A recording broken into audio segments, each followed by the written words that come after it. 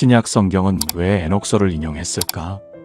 1600년간 감춰진 놀라운 이유. 여러분, 성경에서 가장 지루한 장이 어디인지 아십니까? 창세기 5장입니다. 아담부터 노아까지 인류의 1010세대를 기록한 족보입니다. 아버지가 아들을 낳고 아들이 또 아들을 낳고 그 아들이 또 아들을 낳습니다. 그리고 매번 똑같은 문장으로 끝납니다. 아담은 930세를 살고 죽었더라. 셋은 912세를 살고 죽었더라.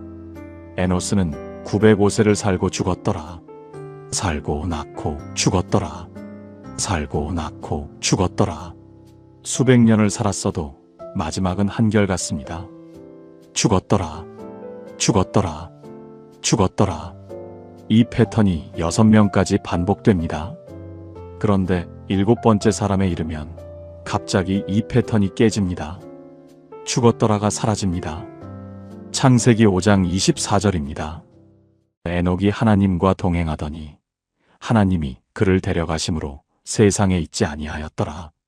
에녹입니다. 죽지 않았습니다. 하나님이 직접 데려가셨습니다. 성경 전체에서 죽음을 보지 않고 하늘로 옮겨진 사람은 엘리야와 에녹 단 2명뿐입니다. 엘리야가 하늘로 올라갈 때는 불병거가 내려왔습니다. 회오리 바람이 불었습니다. 엘리사가 옷을 찢으며 울부짖었습니다. 에녹은 아무것도 없습니다. 장면도 목격자도 눈물도 없습니다. 단 한 줄. 세상에 있지 아니하였더라. 저는 이 구절을 수백 번 지나쳤습니다. 한 번도 멈춘 적이 없었습니다. 그런데 어느 날 새벽 창세기 5장을 다시 읽다가 손이 멈췄습니다. 여러분, 한번 생각해 보십시오. 하나님이 직접 데려가실 만큼 특별한 사람인데 성경은 왜 에녹에게 단 4절밖에 주지 않은 걸까요? 다른 족장들은 각각 길게 기록되어 있는데 죽음조차 보지 않은 에녹에게는 겨우 4절뿐입니다. 그 4절 뒤에는 대체 무엇이 있었던 걸까? 에녹은 하늘에 올라가서 무엇을 본 걸까? 에녹에 대한 기록이 더 있을까? 구약을 다시 뒤져봤습니다. 창세기부터 말라기까지 없었습니다. 그런데 신약으로 넘어갔을 때였습니다.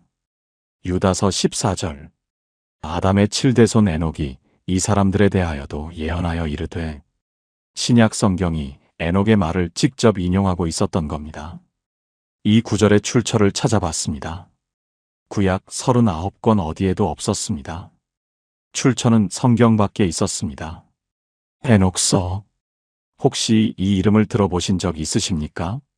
천사가 인간 여자와 결혼했다는 이야기, 하늘에서 쫓겨난 천사 200명의 이야기, 거인 중 네피림 이야기. 교회에서는 읽지 말라 했고 어떤 분들은 이단이 좋아하는 책이라 하셨고 성경 옆에 두기조차 꺼려 하셨습니다. 그런데 이 기록이 성경이 4절만 남기고 지나간 바로 그 이야기를 108장에 걸쳐 펼쳐놓고 있었던 겁니다. 4세기 이후 교회에서 사라졌습니다. 1600년 동안 감춰져 있었습니다. 신약 성경이 인용까지 한 기록을 교회가 왜 감춰야 했을까요? 이 질문을 따라가다가 저는 에녹서보다 더 놀라운 것을 만났습니다. 에녹서 안에 적힌 비밀이 아니라 에녹이라는 사람이 살아낸 삶이었습니다. 오늘 그 이야기를 여러분과 함께 열어보겠습니다. 혹시 지금 이 순간 마음이 조금이라도 움직이는 분 계십니까? 이 이야기가 궁금하다 하는 생각이 드시는 분 계십니까? 그렇다면 댓글에 아멘으로 고백해 주세요. 여러분의 그 작은 고백이 오늘 이 이야기를 함께 따라가는 첫걸음이 될 것입니다. 준비되셨습니까? 시작하겠습니다. 첫 번째 아들의 이름이 곧 예언이었습니다. 에녹이 65세에 아들을 하나 얻었습니다. 이 아들에게 이름을 지어주었습니다. 무두셀라. 여러분이 잘 아시는 이름이지요. 성경에서 가장 오래 산 사람. 969세를 살았습니다.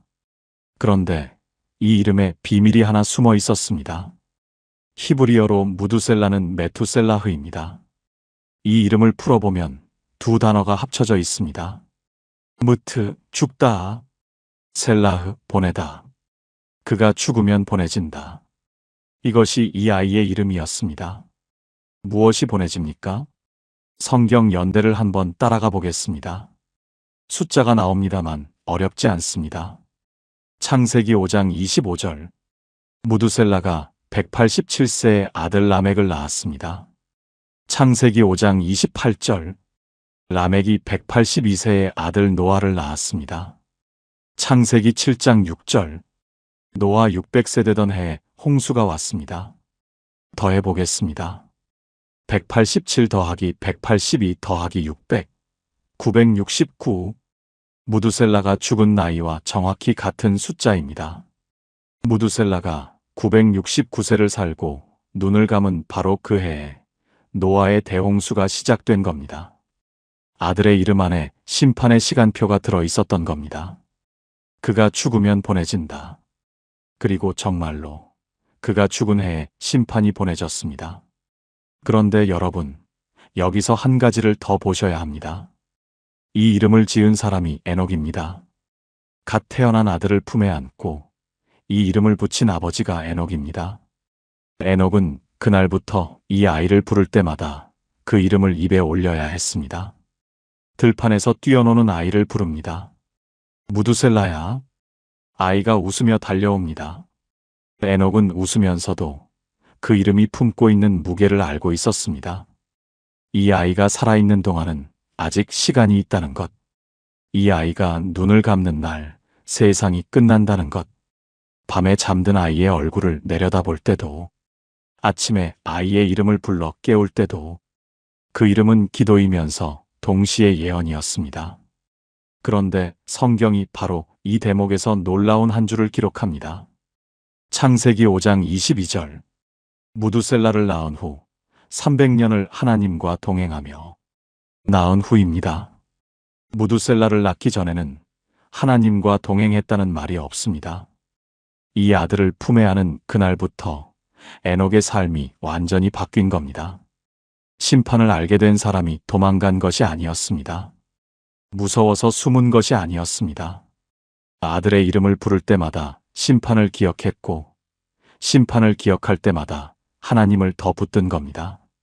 그렇게 300년을 걸었습니다. 그리고 365세가 됐을 때 에녹이 하나님과 동행하더니 하나님이 그를 데려가심으로 세상에 있지 아니하였더라. 300년을 함께 걸으신 하나님이 마지막에 에녹의 손을 잡고 그대로 데려가신 겁니다. 여러분, 혹시 이런 적 있으십니까? 새벽 기도 때 자녀 이름을 부릅니다. 기도가 아니라 한숨이 먼저 나옵니다. 교회 안 나간 지 몇 년 된 아이 이름을 부르려는데 입이 잘 떨어지지 않습니다. 손주 이름을 부르다가 문득 걱정이 밀려옵니다. 이 아이가 어떤 세상을 살게 될까? 이름을 부를 때마다 무거워지는 그 마음. 에녹도 같았을 겁니다. 그런데 에녹은 그 무게 때문에 주저앉지 않았습니다. 그 무게를 안고 하나님께 더 가까이 걸어갔습니다. 이름을 부를 때마다 기도가 됐고, 기도가 될 때마다 한 걸음 더 가까워진 겁니다. 오늘 한 가지만 해보시겠습니까?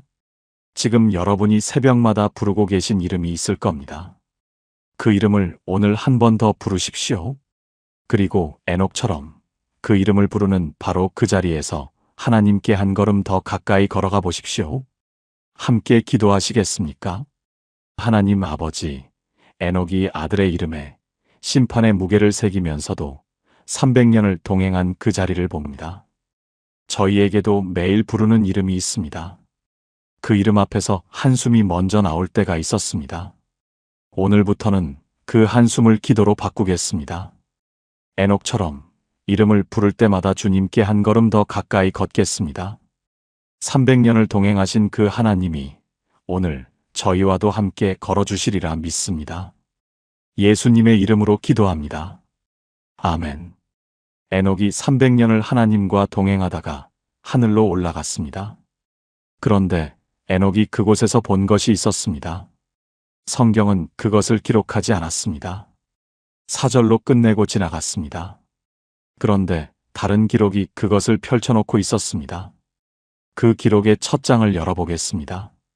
두 번째 창세기가 넘긴 그날, 하늘에서 200명이 내려왔습니다. 창세기 6장 1절에서 4절까지 성경 전체에서 가장 짧고 가장 이상한 구절입니다. 그 사람이 땅 위에 번성하기 시작할 때에 그들에게서 딸들이 나니 하나님의 아들들이 사람의 딸들의 아름다움을 보고 자기들이 좋아하는 모든 여자를 아내로 삼는지라. 하나님의 아들들. 이 표현이 무엇을 가리키는지 신학자들이 수천 년 동안 논쟁해 왔습니다. 경건한 셋의 후손일까요? 아니면 우리가 상상하지 못한 다른 존재일까요? 그리고 바로 다음 절.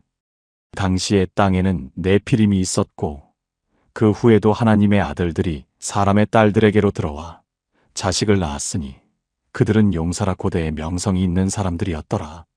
네피림. 성경은 이 존재들을 용사, 명성이 있는 사람들이라고 짧게 언급하고 바로 노아의 방주 이야기로 넘어갑니다. 여러분, 여기서 한번 멈춰 보시겠습니까? 하나님의 아들들이 인간의 딸들을 취했고 네피림이라는 거인족이 태어났고 그 뒤에 하나님이 홍수로 세상을 심판하셨습니다. 이 거대한 사건을 성경은 단사절로 요약하고 지나갔습니다. 마치 영화의 가장 중요한 장면이 통째로 잘려나간 것 같습니다. 왜 잘라냈을까요? 그 사절 사이에 대체 무슨 일이 있었던 걸까요? 에녹서가 바로 이 사절의 공백을 채우고 있었습니다. 에녹서 6장입니다. 천사들이 하늘에서 땅을 내려다보고 있었습니다. 에녹서는 이 천사들을 파수꾼이라고 부릅니다. 원래 이들의 임무는 인간을 보호하고 하나님의 질서를 지키는 것이었습니다. 그런데 이 파수꾼들이 땅의 여인들을 보았습니다. 우두머리의 이름은 세미야자였습니다. 세미야자가 입을 열었습니다. 나는 두렵다. 너희들은 어쩌면 이 일을 실행하기를 원하지도 않으면서 나 혼자만 이 큰 죄의 대가를 치르게 되는 것이 아닌가. 이 한마디가 들리십니까? 우두머리가 두려워하고 있었습니다. 이것이 얼마나 끔찍한 죄인지 자기가 가장 잘 알고 있었던 겁니다. 그런데 200명의 천사가 대답했습니다. 우리 모두가 맹세하자. 이 계획을 포기하지 않고 반드시 실행할 것을 서로 서약하자. 200명이 한 산 꼭대기에 모였습니다. 헤르몬산이었습니다. 여러분, 헤르몬산이라는 이름이 히브리어로 무슨 뜻인지 아십니까? 헤렘에서 왔습니다. 저주 또는 금기라는 뜻입니다. 인간을 지켜야 할 천사들이 인간을 파멸시킬 저주의 동맹을 맺은 곳이 저주의 산이었던 겁니다. 200명이 그 산 꼭대기에서 맹세했습니다. 그리고 땅으로 내려왔습니다. 에녹서 7장. 천사들이 인간의 딸들을 아내로 취했습니다. 그리고 자녀가 태어났습니다. 에녹서는 이 자녀들을 이렇게 묘사합니다. 거대한 거인들이었습니다. 인간이 감당할 수 없는 식욕을 가졌습니다. 처음에는 인간이 생산한 모든 곡식을 먹어치웠습니다. 그것으로 부족하자 동물을 잡아먹기 시작했습니다. 그것도 부족하자 인간까지 잡아먹었습니다. 이것이 창세기 6장이 용사라고 한 줄로 넘긴 바로 그 존재들의 실체였습니다. 성경은 한 줄로 썼습니다. 에녹서는 그 한 줄 뒤에 숨어있던 장면을 펼쳐놓았습니다. 여러분, 여기서 한 가지를 짚고 넘어가야 합니다. 우리가 지금 읽고 있는 이 에녹서의 기록이 사실인지 아닌지, 그것은 신학자들 사이에서 여전히 논의 중인 문제입니다. 에녹서는 성경이 아닙니다. 정경에 포함되지 않았습니다. 그런데 한 가지 부정할 수 없는 사실이 있습니다. 창세기 6장의 그 짧은 기록과 에녹서의 이 구체적인 기록이 같은 사건을 가리키고 있다는 겁니다. 그리고 신약 성경의 저자들이 이 기록을 알고 있었다는 겁니다. 유다서 1장 6절. 또 자기 지위를 지키지 아니하고 자기 처소를 떠난 천사들을 큰 날의 심판까지 영원한 결박으로 흑암에 가두셨으며 자기 처소를 떠난 천사들. 에녹서의 파수꾼들과 정확히 겹치는 표현입니다. 베드로후서 2장 4절. 하나님이 범죄한 천사들을 용서하지 아니하시고 지옥에 던져 어두운 구덩이에 두어 심판 때까지 지키게 하셨으며 범죄한 천사들을 어두운 구덩이에 가두셨다. 에녹서에서 대천사 라파엘이 아자젤을 결박하여 어둠 속에 가둔 것과 같은 장면입니다. 성경 밖의 기록과 성경 안의 기록이 같은 사건을 가리키며 서로 손을 맞잡고 있었던 겁니다. 여러분, 이것이 에녹서의 첫 번째 비밀입니다. 성경이 사절로 넘긴 그 이야기. 그 뒤에 이토록 구체적인 기록이 숨어 있었습니다. 혹시 이런 경험 있으십니까? 성경을 읽다가 이 부분은 왜 이렇게 짧지? 하고 고개를 갸우뚱하신 적. 창세기 6장을 읽으면서 하나님의 아들들이 도대체 누구지? 궁금하셨는데 그냥 넘어가신 적. 성경 공부 시간에 이 부분이 나오면 다들 조용해지는 그 경험. 성경에는 이렇게 짧게 넘어간 자리가 있습니다. 그 자리마다 하나님이 하시고 싶은 말씀이 더 있었던 건 아닐까요? 오늘 한 가지만 해보시겠습니까? 오늘 저녁 성경을 펼치실 때 한 번쯤 짧게 넘어간 구절 앞에서 멈춰 보십시오. 하나님, 이 뒤에 무엇이 있습니까? 한마디만 여쭤보십시오. 그 한마디가 성경 읽기를 완전히 다르게 만들어줄 겁니다. 함께 기도하시겠습니까? 하나님 아버지, 성경이 짧게 넘어간 그 자리에도 주님의 뜻이 있었음을 오늘 깨닫습니다. 저희가 당연하게 지나쳤던 구절들 뒤에 얼마나 깊은 이야기가 숨어 있었는지 보게 하여 주옵소서. 에녹처럼 하늘의 비밀을 보는 눈이 아니라 주님의 말씀 앞에서 멈출 줄 아는 마음을 주옵소서. 예수님의 이름으로 기도합니다. 아멘. 헤르몬산에서 내려온 200명의 천사들. 그들이 인간에게 남긴 것은 거인 네피림만이 아니었습니다. 그보다 더 무서운 것을 건네주었습니다. 세 번째 천사들이 인간에게 건네준 것은 자녀만이 아니었습니다. 지식이었습니다. 에녹서 8장입니다. 200명의 천사 가운데 아자젤이라는 천사가 있었습니다. 에녹서는 이 아자젤이 인간에게 가르쳐준 것들을 하나하나 기록하고 있습니다. 먼저 칼과 검과 방패와 갑옷 만드는 법을 가르쳤습니다. 무기입니다. 그 전까지 인간들 사이의 다툼은 주먹이나 몽둥이 수준이었을 겁니다. 그런데 아자젤이 금속을 다루는 법을 가르치면서 달라졌습니다. 인간의 손에 칼이 쥐어졌습니다. 서로의 심장을 가장 효율적으로 찌를 수 있는 도구가 하늘의 존재로부터 직접 전해진 겁니다. 그것만이 아니었습니다. 에녹서는 이어서 기록합니다.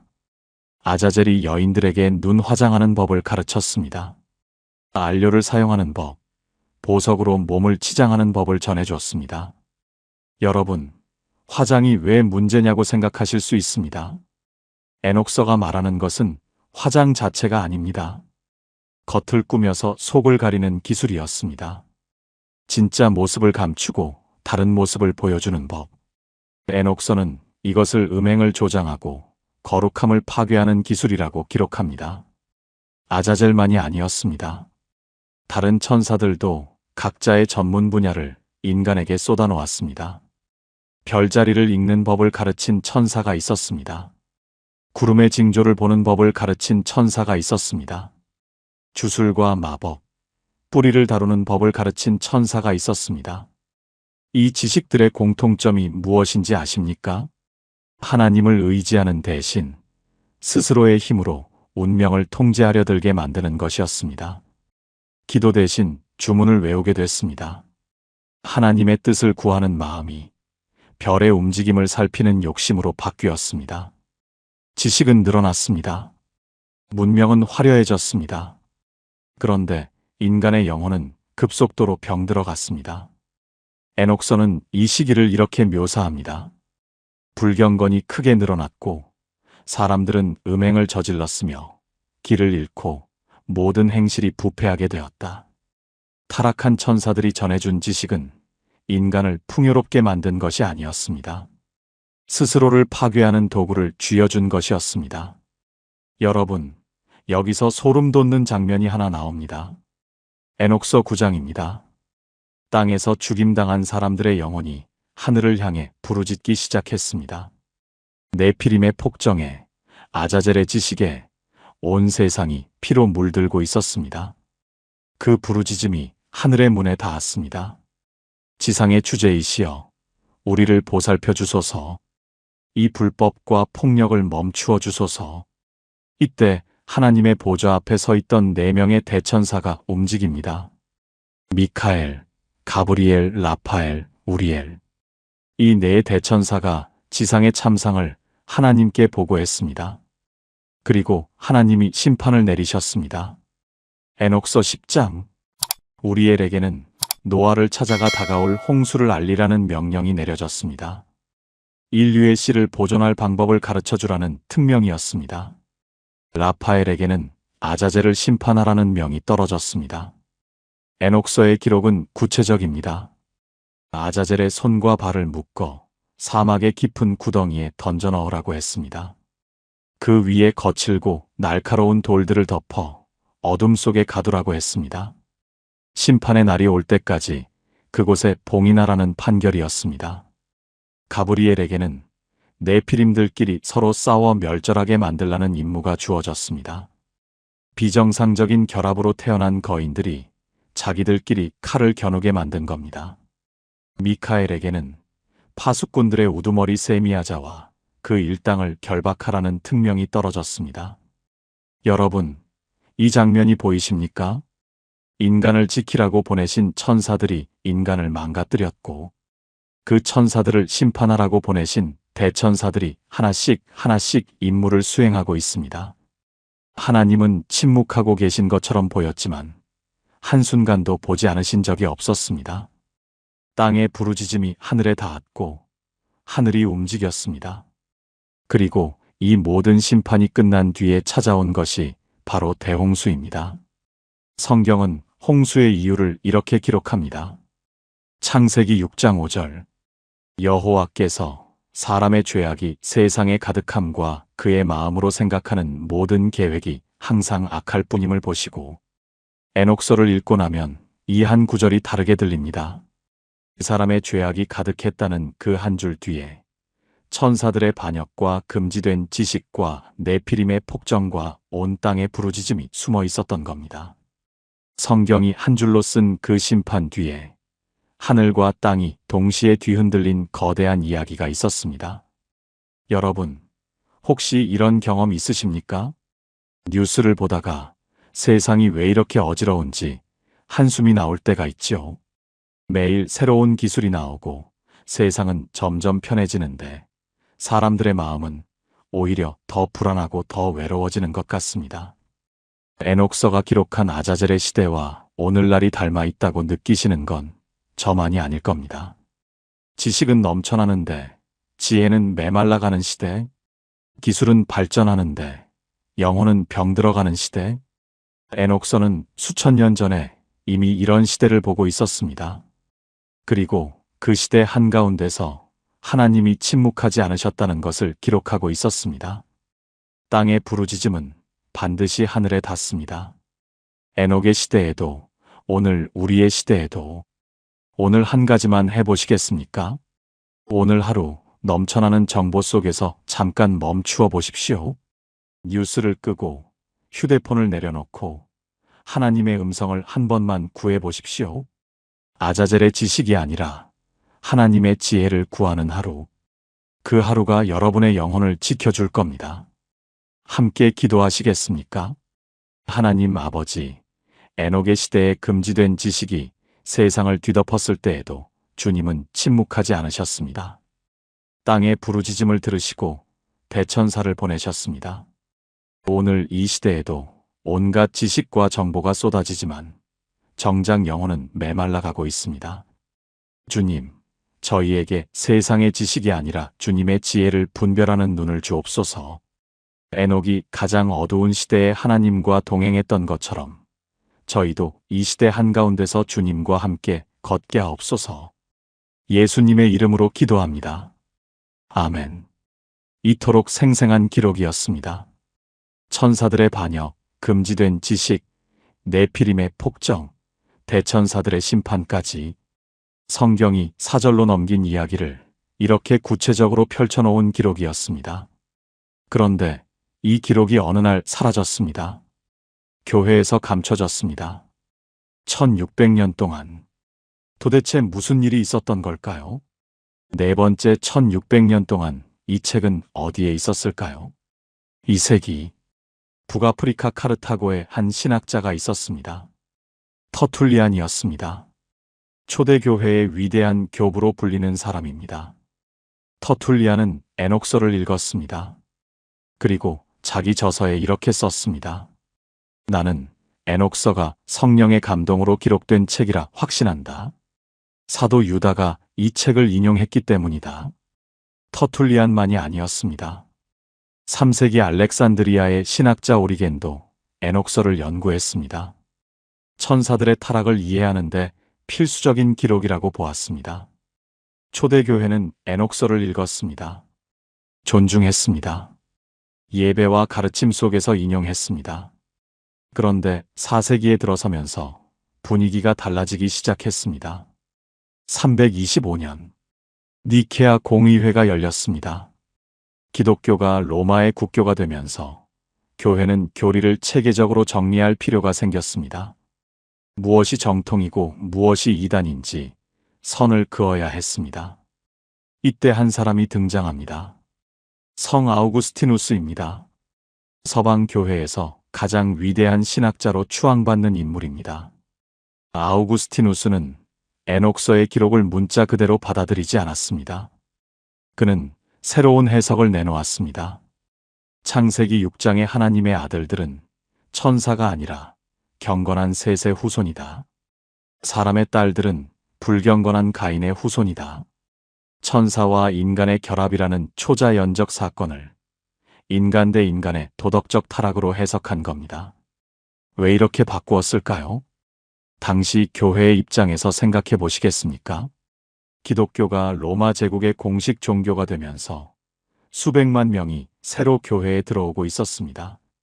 이 사람들에게 천사가 인간 여자와 결합해서 거인을 낳았다는 이야기를 가르치면 어떻게 되겠습니까? 천사의 이름이 200명 하나하나 기록되어 있고 그들이 가르쳐준 마법과 점성술의 목록이 있다고 하면 어떻게 되겠습니까? 사람들이 하나님이 아니라 천사에게 관심을 가질 수 있었습니다. 신비한 지식에 빠져들 수 있었습니다. 교회가 통제할 수 없는 방향으로 흘러갈 수 있었습니다. 에녹서가 위험했던 이유는 거짓이어서가 아니었습니다. 너무 구체적이었기 때문입니다. 타락한 천사의 이름, 그들이 가르친 지식의 목록, 네피림의 행동, 대천사들의 심판 과정, 모든 것이 생생하게 기록되어 있었습니다. 성경은 창세기 6장에서 이 사건을 사절로 압축했습니다. 에녹서는 108장에 걸쳐 그 디테일을 펼쳐놓았습니다. 교회 지도자들에게 이 디테일이 부담이 됐던 겁니다. 363년 라오디게아 공의회, 397년 카르타고 공의회, 이 회의들을 거치면서 에녹서는 서서히 정경 목록에서 밀려났습니다. 제롬, 라틴어 성경 불가타를 번역한 위대한 학자, 그조차 에녹서를 거부했습니다. 에녹서는 히브리 정경에 포함되지 않았다. 유대인들도 이 책을 거룩한 책으로 인정하지 않는다. 그러므로 교회도 받아들일 수 없다. 5세기 이후 유럽에서 에녹서를 읽은 사람은 거의 없었습니다. 히브리어 원본은 사라졌습니다. 그리스어 번역본도 조각만 남았습니다. 그렇게 에녹서는 역사 속으로 묻혔습니다. 그런데 여러분, 모든 교회가 이 책을 버린 것은 아니었습니다. 아프리카에 한 교회가 있었습니다. 에티오피아 정교회입니다. 세계에서 가장 오래된 기독교 전통을 가진 교회 가운데 하나입니다. 이 교회의 성경은 66권이 아닙니다. 81권입니다. 에티오피아 정교회는 에녹서를 정경으로 간직하고 있었습니다. 왜 에티오피아만 달랐을까요?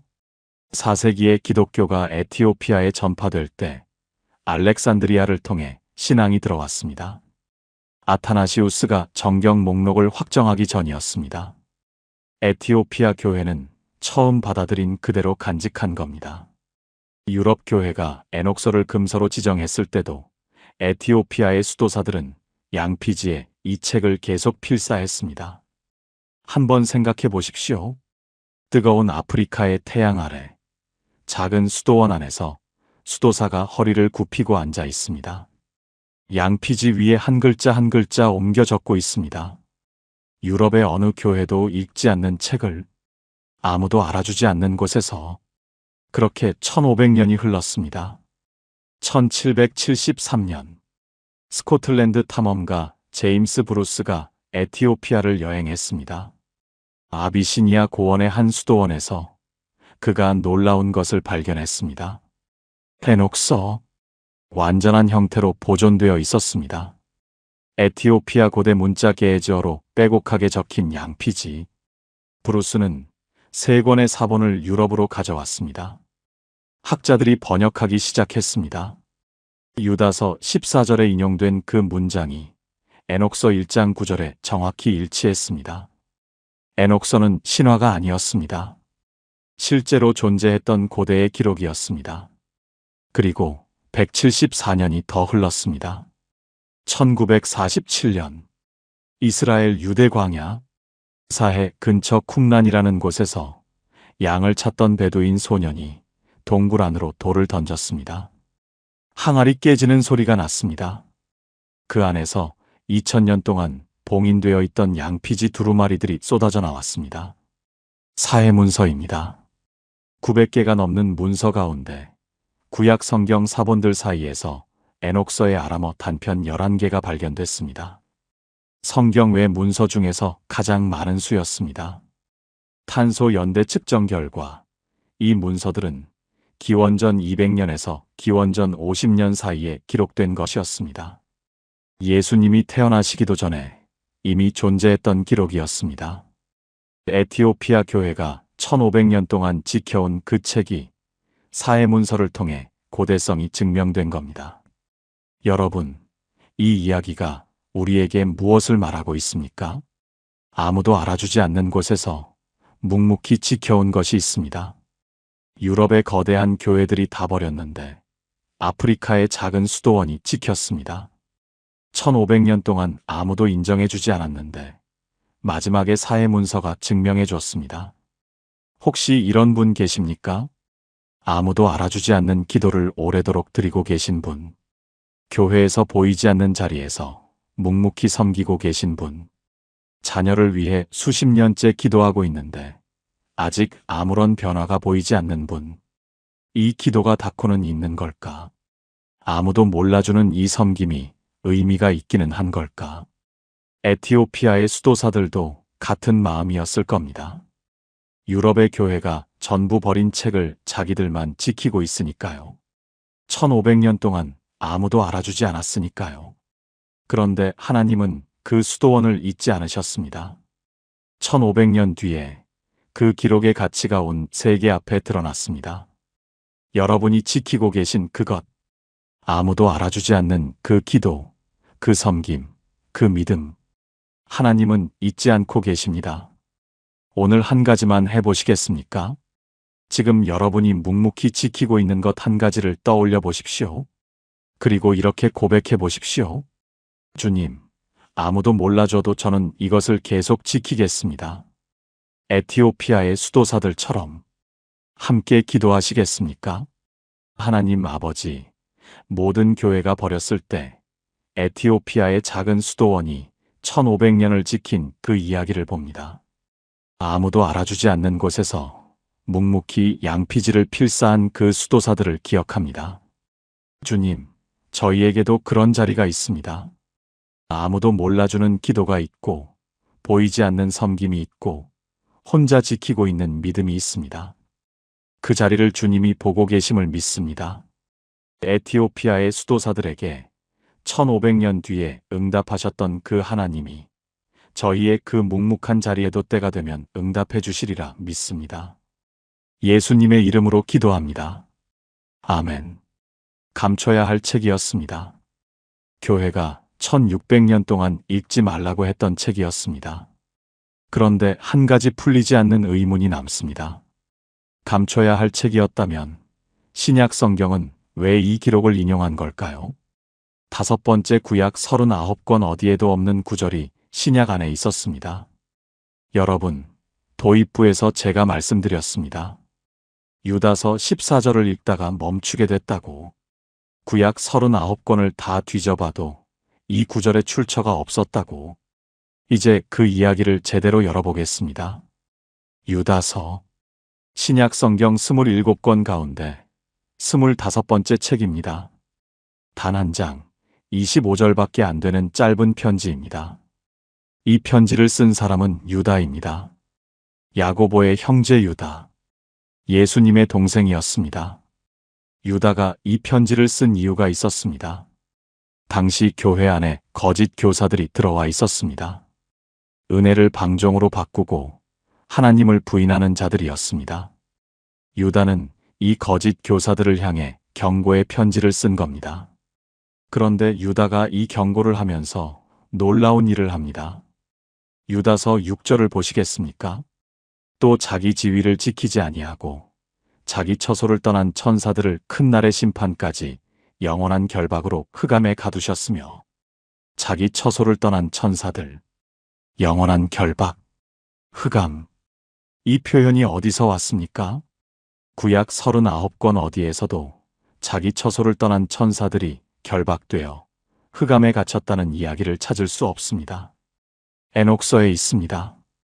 헤르몬산에서 맹세하고 내려온 200명의 천사들, 대천사들에 의해 결박되어 어둠 속에 갇힌 그 장면. 유다가 쓴 이 한 절이 에녹서의 핵심 줄거리와 정확히 겹칩니다. 그런데 유다는 여기서 멈추지 않습니다. 유다서 14절과 15절입니다. 아담의 7대손 에녹이 이 사람들에 대하여도 예언하여 이르되 보라 주께서 그 수만의 거룩한 자와 함께 임하셨나니 이는 뭇사람을 심판하사 모든 경건하지 않은 자가 경건하지 않게 행한 모든 경건하지 않은 일과 또 경건하지 않은 죄인들이 주를 거슬러 한 모든 완악한 말로 말미암아 그들을 정죄하려 하심이라 하였느니라. 여러분, 이 구절을 가만히 들여다보십시오. 유다가 에녹이 예언하여 이르되라고 직접 이름을 밝히며 인용하고 있습니다. 에녹의 말을 가져다 쓴 겁니다. 자, 이 구절의 출처를 찾아보겠습니다. 구약 창세기를 펼쳐봅니다. 에녹에 대한 기록은 5장 21절에서 24절까지 단 4절뿐입니다. 이 4절 안에 유다서 14절의 내용은 없습니다. 출애굽기부터 말라기까지 다 뒤져봐도 없습니다. 구약 39권 어디에도 이 구절이 없습니다. 그런데 에녹서 1장 9절을 펼치면 거의 정확히 일치하는 문장이 나옵니다. 보라, 그분께서 수만의 거룩한 자들과 함께 임하셔서 모든 자를 심판하시고 경건하지 않은 자들을 멸하시며 그들이 저지른 모든 불경건한 행위와 하나님을 대적하여 불경건한 죄인들이 내뱉은 모든 완악한 말들에 대하여 모든 사람을 낱낱이 책망하시려 오신다. 유다서 14절과 에녹서 1장 9절. 나란히 놓으면 문장 구조가, 단어가, 맥락이 거의 동일합니다. 여러분, 이것이 무엇을 뜻합니까? 신약 성경의 저자가 에녹서의 내용을 알고 있었다는 뜻입니다. 그리고 그것을 자기 편지에 직접 인용했다는 뜻입니다. 유다만이 아닙니다. 베드로후서 2장 4절을 다시 보십시오. 하나님이 범죄한 천사들을 용서하지 아니하시고 지옥에 던져 어두운 구덩이에 두어 심판 때까지 지키게 하셨으며 여기서 지옥이라고 번역된 원어가 흥미롭습니다. 헬라어로 타르타루스입니다. 이 단어는 신약 성경 전체에서 딱 이 한 곳에만 나옵니다. 다른 어디에서도 쓰이지 않은 단어입니다. 타르타루스. 이 단어가 가리키는 장소는 에녹서에서 대천사 라파엘이 아자젤을 결박하여 던져넣은 바로 그 어두운 구덩이와 겹칩니다. 베드로도 에녹서의 세계관을 공유하고 있었던 겁니다. 그리고 한 구절이 더 있습니다. 히브리서 11장 5절입니다. 믿음으로 에녹은 죽음을 보지 않고 옮겨졌으니 하나님이 그를 옮기심으로 다시 보이지 아니하였느니라. 그는 옮겨지기 전에 하나님을 기쁘시게 하는 자라 하는 증거를 받았느니라. 히브리서의 저자가 에녹을 믿음의 명예의 전당에 올려놓았습니다. 아브라함, 모세, 다윗과 나란히 창세기에서 단 4절밖에 기록되지 않은 이 사람을 히브리서는 하나님을 기쁘시게 하는 자라고 불렀습니다. 여러분, 이제 정리해 보시겠습니까? 유다서가 에녹의 예언을 직접 인용했습니다. 베드로후서가 에녹서의 천사 심판 이야기를 반영하고 있습니다. 히브리서가 에녹을 믿음의 사람으로 증언하고 있습니다. 신약 성경의 저자들에게 에녹과 그의 기록은 무시할 수 있는 것이 아니었습니다. 오히려 자기 편지의 근거로 삼을 만큼 중요한 것이었습니다. 그렇다면 질문이 생깁니다. 왜 신약 성경은 이 기록을 인용했을까요? 여기서 우리가 한 가지 분명히 해야 할 것이 있습니다. 신약 성경이 에녹서를 인용했다는 사실이 에녹서가 성경과 동일한 권위를 가진다는 뜻은 아닙니다. 에녹서는 정경이 아닙니다. 지금도 그렇고 앞으로도 달라지지 않을 겁니다. 그런데 신약의 저자들이 이 기록을 알고 있었고 필요할 때 인용했다는 사실 자체가 중요합니다. 그것은 에녹서라는 책 때문이 아니었습니다. 에녹이라는 사람 때문이었습니다. 유다서가 에녹의 예언을 인용한 것은 에녹서에 권위를 부여하기 위해서가 아니었습니다. 거짓 교사들을 향해 경고하면서 가장 오래된 예언자의 증언을 가져온 겁니다. 아담의 7대손 에녹이 이미 이것을 예언했다고, 태초부터 하나님의 심판은 선포되어 있었다고, 히브리서가 에녹을 믿음의 전당에 올린 것도 에녹서를 인정하기 위해서가 아니었습니다. 하나님과 동행한 삶 자체를 증언하기 위해서였습니다. 이 사람은 하나님을 기쁘시게 하는 자였다고. 여러분, 성경이 에녹을 기억하는 방식이 보이십니까? 에녹서 안에 적힌 천사의 비밀 때문이 아니었습니다. 에녹이 살아낸 삶 때문이었습니다. 가장 어두운 시대에 하나님과 동행한 사람, 아들 이름에 심판을 새기면서도 300년을 붙든 사람, 하나님을 기쁘시게 한 사람. 신약 성경이 에녹을 인용한 진짜 이유가 여기에 있었습니다. 혹시 이런 분 계십니까? 성경을 많이 아는 것이 신앙이다라고 생각해 오신 분. 성경 공부를 열심히 하고 원어도 찾아보고 주석도 읽었는데 어느 순간 지식은 쌓이는데 마음은 오히려 메말라진 것 같은 분. 아는 것은 많아졌는데 하나님과의 거리는 좁혀지지 않는 것 같은 분. 에녹서의 비밀 지식보다 에녹의 동행이 더 중요했습니다. 지식이 아니라 삶이었습니다. 아는 것이 아니라 걷는 것이었습니다. 오늘 한 가지만 해보시겠습니까? 오늘 성경을 펼치실 때 지식을 쌓으려고 읽지 마시고 한 줄만 읽고 멈추어 보십시오.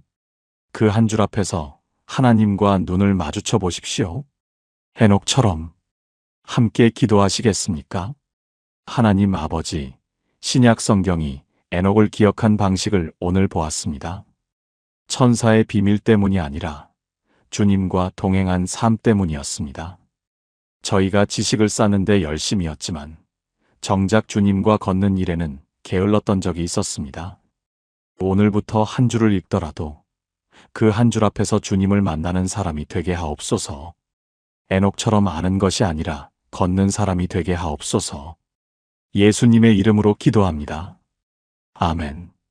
신약 성경이 에녹을 기억한 이유는 에녹서 때문이 아니었습니다. 에녹이라는 사람 때문이었습니다.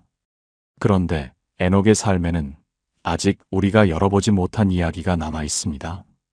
6번째 에녹서의 비밀보다 더 놀라운 것이 있었습니다. 창세기 5장 22절로 다시 돌아가 보겠습니다. 무두셀라를 낳은 후 300년을 하나님과 동행하며 첫 번째에서 이 구절을 한번 만났습니다. 무두셀라를 낳기 전에는 동행했다는 말이 없고 낳은 후에야 동행이 시작됐다는 이야기를 했습니다.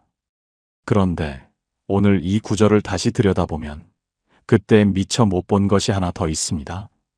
동행하며라는 이 단어입니다. 히브리어로 히트할레크입니다. 이 단어의 원형은 할라크, 걷다, 걸어가다라는 뜻입니다. 그런데 여기서 중요한 것이 있습니다. 할라크는 성경에서 수백 번 나오는 아주 평범한 단어입니다. 특별한 영적 체험을 가리키는 단어가 아닙니다. 그냥 걷는 겁니다. 길을 걸을 때도 할라크, 시장에 갈 때도 할라크, 밭에 나갈 때도 할라크. 에녹이 하나님과 한 일이 바로 이것이었습니다. 특별한 것이 아니었습니다. 그냥 걸었습니다. 하나님과 나란히. 산 위에서 번개를 맞은 것이 아닙니다. 광야에서 40일을 금식한 것이 아닙니다. 불기둥을 본 것도, 홍해가 갈라지는 것을 본 것도 아닙니다. 그냥 매일 걸었습니다. 300년 동안. 여러분, 300년이라는 시간을 한번 느껴보시겠습니까? 우리나라 역사로 치면 조선 영조 때부터 지금까지입니다.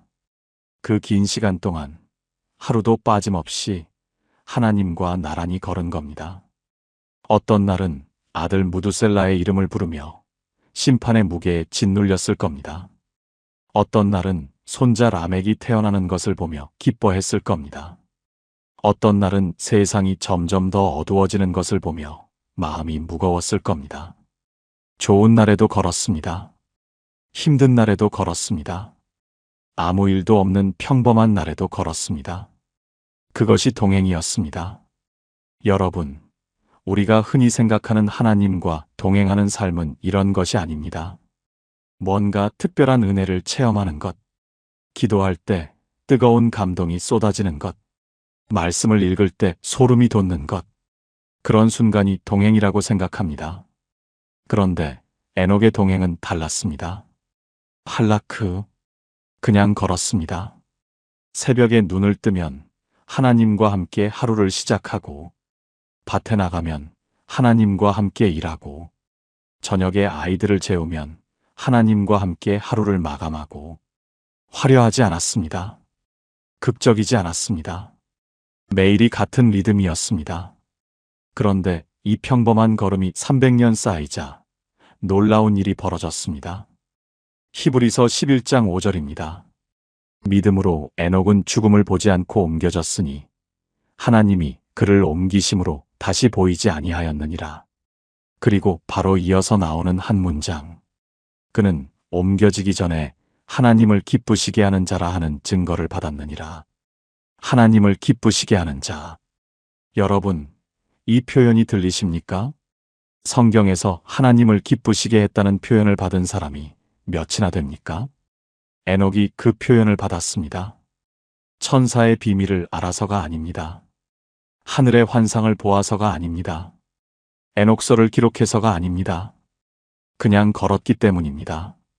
하나님과 나란히 매일 300년을. 여러분, 에녹서에는 놀라운 비밀들이 적혀 있습니다. 천사들의 이름, 금지된 지식, 네피림의 이야기, 대천사들의 심판, 메시아의 환상까지. 그런데 하나님이 에녹을 기뻐하신 이유는 그 비밀들 때문이 아니었습니다. 에녹이 하늘에서 본 것 때문이 아니었습니다. 에녹이 땅에서 산 것 때문이었습니다. 매일 걸은 것. 그것이 전부였습니다. 그리고 그것이면 충분했습니다. 혹시 이런 분 계십니까? 새벽 기도를 나가도 은혜가 안 느껴져서 나는 신앙이 식은 건가 자책하시는 분. 성경을 읽어도 감동이 없어서 내가 뭘 잘못하고 있는 건가 불안하신 분. 옆에서 은혜로웠다 감동받았다 하시는 분들 보면서 나만 아무 느낌 없는 것 같아 외로우신 분. 기도하러 앉으면 졸리고 찬양하면 목소리만 나오고 마음은 조용한 분. 그런 분이 계시다면 오늘 에녹을 기억해 주십시오. 에녹의 동행은 뜨거운 감동의 연속이 아니었습니다. 할라크, 그냥 매일 한 걸음씩 걸은 겁니다. 은혜가 느껴지는 날도 걸었고 아무 느낌 없는 날도 걸었고, 힘들어서 발이 무거운 날도 걸었습니다. 그 걸음이 300년 쌓였을 때 하나님이 이 사람은 나를 기쁘게 한 사람이다라고 말씀하셨습니다. 감동이 없어도 괜찮습니다. 은혜가 안 느껴져도 괜찮습니다. 오늘 한 걸음만 걸으시면 됩니다. 내일 또 한 걸음, 모레 또 한 걸음, 그 걸음 하나하나를 하나님이 세고 계십니다. 오늘 한 가지만 해보시겠습니까? 오늘 잠자리에 드시기 전에 이 한마디만 고백해 보십시오. 하나님, 오늘 하루도 주님과 함께 걸었습니다. 은혜를 느꼈든 못 느꼈든 상관없습니다. 오늘 하루를 살아낸 것 자체가 주님과 함께 걸은 한 걸음이었습니다. 에녹처럼 함께 기도하시겠습니까? 하나님 아버지, 에녹이 300년을 동행한 비결이 특별한 체험이 아니라 매일의 걸음이었다는 것을 오늘 알게 됐습니다.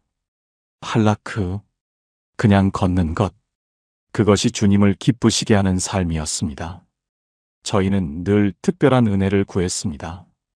감동이 없으면 식은 줄 알았고, 느낌이 없으면 멀어진 줄 알았습니다. 오늘부터 달라지고 싶습니다. 은혜가 느껴지지 않는 날에도 한 걸음, 기도가 막히는 날에도 한 걸음, 아무 일 없는 평범한 날에도 한 걸음, 에녹처럼 걷는 사람이 되게 하옵소서. 그 걸음을 주님이 세고 계심을 믿습니다. 예수님의 이름으로 기도합니다. 아멘. 에녹은 매일 걸었습니다. 300년을 한 걸음씩. 그런데 그 걸음에는 마지막 장면이 남아 있습니다. 성경이 단 한 줄로 기록한 그 결말입니다. 7번째 세상에 있지 아니하였더라. 에녹의 나이 365세 되던 해였습니다. 그날도 에녹은 걷고 있었을 겁니다. 어제처럼, 그제처럼, 300년 동안 해온 것처럼. 아들 무두셀라는 이미 300세가 됐습니다. 손자 라멕도 태어나 있었습니다. 에녹은 할아버지가 되어 있었습니다. 그날 아침에도 무두셀라에게 인사를 하고 나왔을 겁니다. 저녁에 돌아와서 손자 라멕의 머리를 쓰다듬어 줄 생각이었을 겁니다. 그런데 그날 에녹은 돌아오지 않았습니다. 창세기 5장 24절. 에녹이 하나님과 동행하더니 하나님이 그를 데려가심으로 세상에 있지 아니하였더라. 성경은 이 장면을 묘사하지 않습니다. 불병거가 나타나지 않았습니다. 하늘에서 빛이 쏟아지지 않았습니다. 목격자도 없었습니다. 외치는 소리도, 놀라는 군중도, 눈물도 기록되어 있지 않습니다. 조용했습니다. 걷고 있었는데 그 길이 하늘까지 이어진 겁니다. 하나님과 나란히 걷던 그 발걸음이 어느 순간 땅이 아니라 하늘을 밟고 있었던 겁니다. 엘리야의 승천과 비교해 보십시오. 열왕기하 2장. 불병거와 불말이 나타났습니다. 회오리 바람이 불었습니다. 엘리사가 내 아버지여, 내 아버지여 외치며 옷을 찢었습니다. 극적이었습니다. 증인이 있었습니다. 울음이 있었습니다. 에녹은 아무것도 없었습니다. 한 줄. 세상에 있지 아니하였더라. 이것이 오히려 더 무겁게 느껴지지 않으십니까? 무두셀라가 아버지를 기다렸을 겁니다. 해가 저물도록 오지 않는 아버지. 다음 날도, 그 다음 날도 나가서 찾았을까요? 에녹이 매일 걷던 그 길을 따라가 보았을까요? 길 위에는 아무것도 남아있지 않았을 겁니다. 발자국도 없고 흔적도 없고 남겨놓은 말도 없었을 겁니다. 아버지가 사라졌습니다. 죽은 것이 아닙니다. 시신도 없습니다. 그냥 세상에 있지 아니하였더라. 무두셀라는 이것을 어떻게 받아들였을까요? 저는 이렇게 생각합니다. 무두셀라는 알았을 겁니다. 아버지가 매일 걷던 그 길의 끝에 무엇이 있는지. 300년 동안 아버지를 지켜본 아들이니까요. 아버지가 자기 이름을 부를 때마다 눈을 감던 것을 봤을 겁니다. 아버지가 새벽마다 혼자 나가 걷는 것을 봤을 겁니다. 아버지의 걸음이 세상을 향한 것이 아니라 하늘을 향한 것이라는 걸 누구보다 잘 알았을 겁니다. 그래서 무두셀라는 울지 않았을지도 모릅니다. 아버지가 매일 걸어가시던 그곳에 도착하신 거구나. 그렇게 생각했을지도 모릅니다. 여러분, 동행의 결말이 보이십니까? 300년을 함께 걸으신 하나님이 마지막에 에녹의 손을 놓지 않으셨습니다. 죽음이라는 문을 통과시키지 않으셨습니다. 걷던 그 길 위에서 그대로 데려가셨습니다. 동행의 마지막이 이별이 아니었습니다. 동행의 마지막이 만남이었습니다. 히브리서 11장 5절에서 6절입니다. 믿음으로 에녹은 죽음을 보지 않고 옮겨졌으니 하나님이 그를 옮기심으로 다시 보이지 아니하였느니라. 그는 옮겨지기 전에 하나님을 기쁘시게 하는 자라 하는 증거를 받았느니라. 믿음이 없이는 하나님을 기쁘시게 하지 못하나니 하나님께 나아가는 자는 반드시 그가 계신 것과 또한 그가 자기를 찾는 자들에게 상 주시는 이심을 믿어야 할지니라. 여러분, 히브리서 저자가 에녹 바로 다음에 이 구절을 붙여놓았습니다. 에녹을 기쁘시게 한 것이 무엇이었는지 여기서 답이 나옵니다. 하나님이 계신 것을 믿었습니다. 하나님이 자기를 찾는 자에게 상 주시는 분임을 믿었습니다. 천사의 비밀을 알아서가 아니었습니다. 에녹서를 기록해서가 아니었습니다. 하나님이 계신 것을 믿고 매일 한 걸음씩 걸은 것. 그것이 전부였습니다. 그리고 그것이면 충분했습니다. 여러분, 이 에녹의 이야기가 오늘 여러분에게 무엇을 묻고 있습니까? 에녹에게 65세는 인생이 바뀐 순간이었습니다. 아들을 품에 안은 날, 심판의 무게를 알게 된 날, 하나님과 동행하기 시작한 날, 여러분에게도 그런 순간이 있었을 겁니다. 자녀가 아파서 병원 복도에 주저앉아 처음으로 진심을 다해 기도한 날, 남편이 떠나겠다고 했을 때 성경을 붙들고 밤새운 날, 은퇴하고 나서 나는 이제 뭘 해야 하지 막막했던 그 아침, 건강검진 결과를 받아들고 처음으로 하나님, 살려주세요 기도한 날, 그날이 여러분의 65세였습니다. 그날 여러분의 동행이 시작된 겁니다.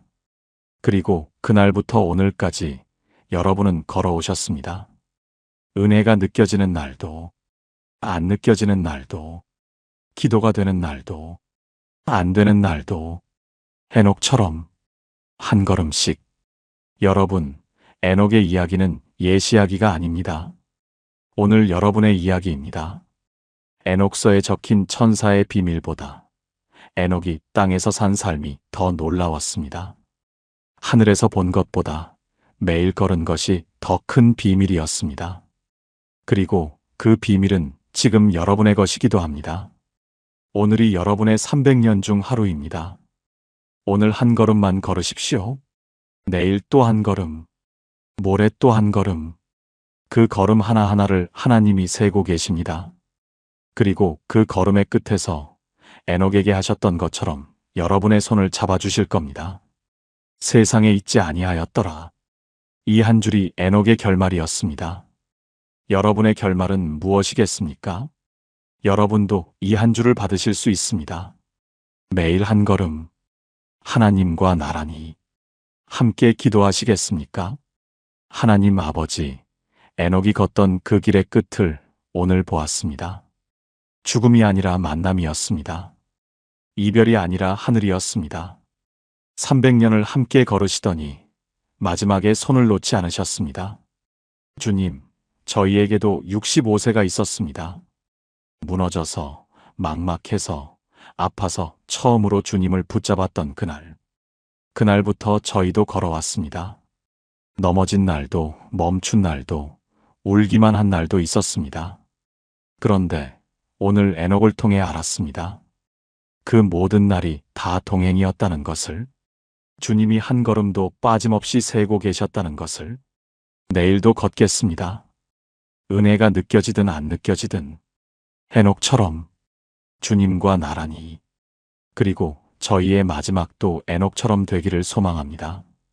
걷다가 주님 품에 안기는 것, 그것이 저희의 결말이 되기를 간절히 기도합니다. 에녹처럼 고백합니다. 주님이 계신 것을 믿습니다. 주님이 저를 찾고 계신 것을 믿습니다. 예수님의 이름으로 기도합니다. 아멘. 통합 기도문. 사랑하는 하나님 아버지, 오늘 에녹이라는 한 사람의 이야기를 따라 긴 여정을 걸어왔습니다. 65세의 아들을 품에 안고 그 이름에 심판의 무게를 새기면서도 도망가지 않고 주님께 더 가까이 걸어간 에녹을 보았습니다. 헤르몬산에서 200명의 천사가 반역을 맹세하고 내려오던 그 어두운 시대를 보았습니다.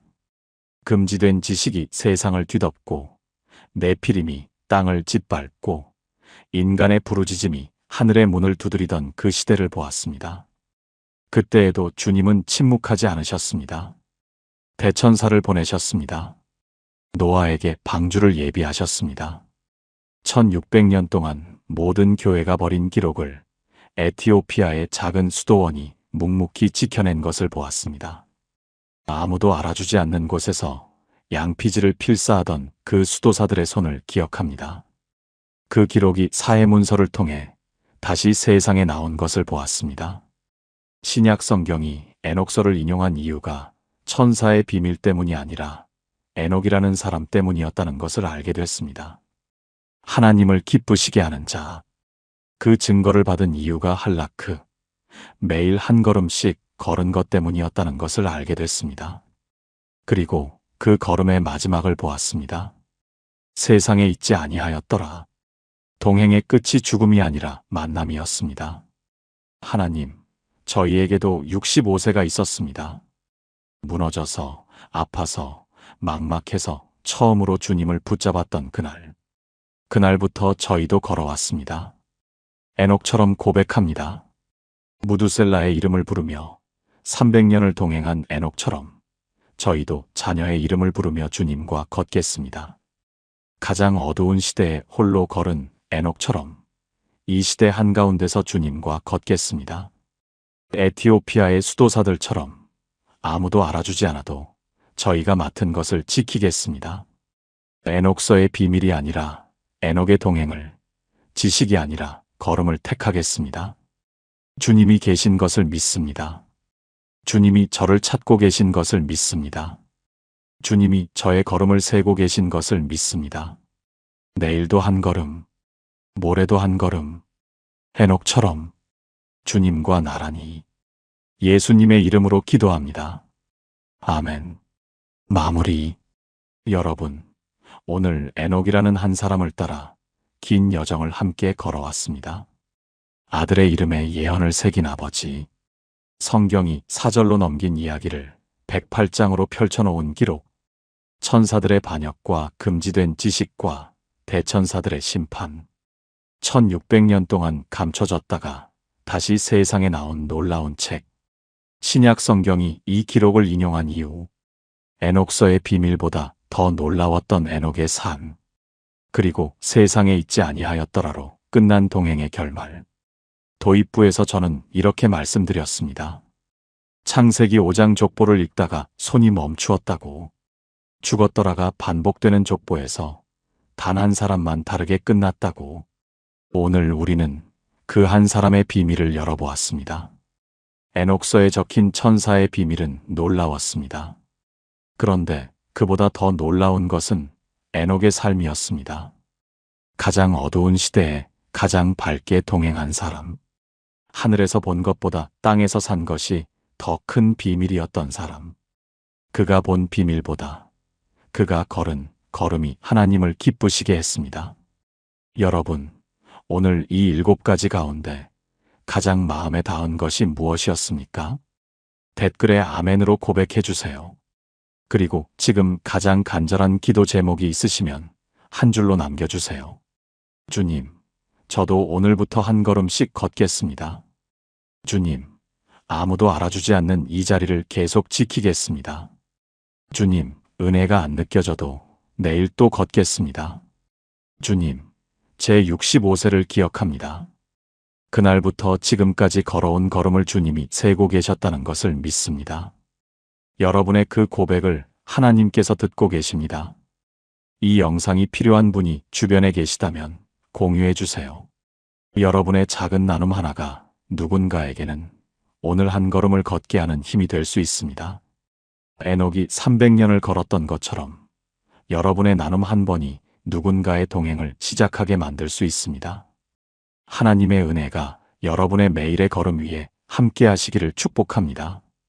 에녹의 하나님이 오늘 여러분의 하나님이시고 300년을 함께 걸으신 그분이 오늘 여러분과도 함께 걸으시리라 믿습니다. 오늘도 주님과 나란히 한 걸음. 감사합니다. 감사합니다. 감사합니다. 감사합니다. 감사합니다.